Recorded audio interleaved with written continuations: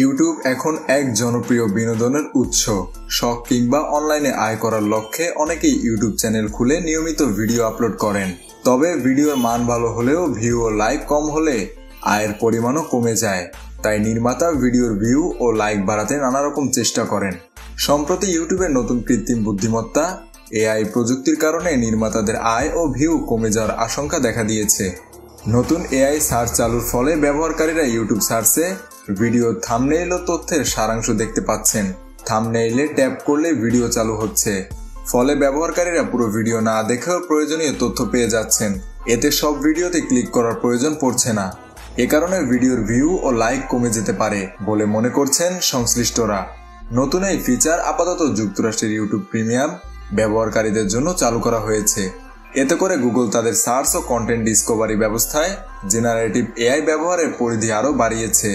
Google সার্চে AI overview, যেখানে তথ্যের সারাংশ দেখায়, ইউটিউবেও ঠিক একইভাবে সার্চ ফলাফলে এআই সারাংশ দেখানো হচ্ছে।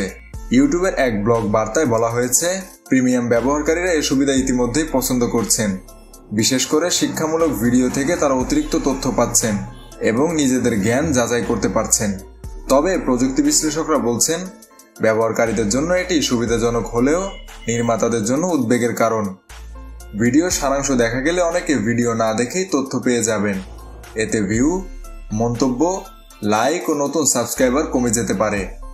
এর প্রত্যক্ষ প্রভাব পড়তে পারে আয়ের ওপরও। মেহেদী হাসান বাপ্পি, খুলনা গেজেট।